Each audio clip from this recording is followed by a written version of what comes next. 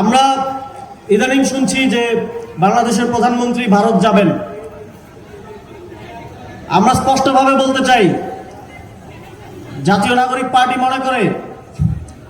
জুলাই গণঅভ্যুত্থানে গণহত্যার জন্য দায়ী যারা এখনো ভারতের আশ্রয়ে আছে, যারা ভারতের আশ্রয়ে প্রশ্রয়ে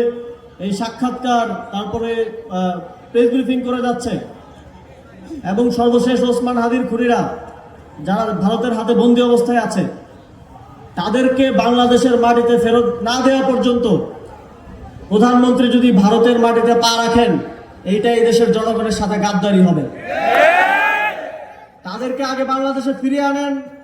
তাদের ফাঁসির রায় কার্যকর করেন, বিচার নিশ্চিত করেন, তারপরে ভারতের সাথে সুসম্পর্ক হতে পারে। যারা এতদিন এখানে ফ্যাসিবাদ টিকিয়ে রেখেছিল, যারা এখনো গণহত্যাকারীদেরকে সহযোগিতা করে যাচ্ছে, এই গণহত্যাকারীদের বাংলাদেশে ফিরিয়ে না দেওয়া পর্যন্ত তাদের সাথে কোনো সুসম্পর্ক হতে পারে না। সংগ্রামী উপস্থিতি, এই যাত্রাবাড়িতে আপনারা জুলাই গণঅভ্যুত্থানে যেভাবে সফলভাবে স্বাধীন করেছিলেন,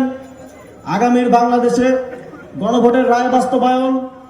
সহ আমাদের গণতান্ত্রিক এবং রাজনৈতিক লড়াইয়ে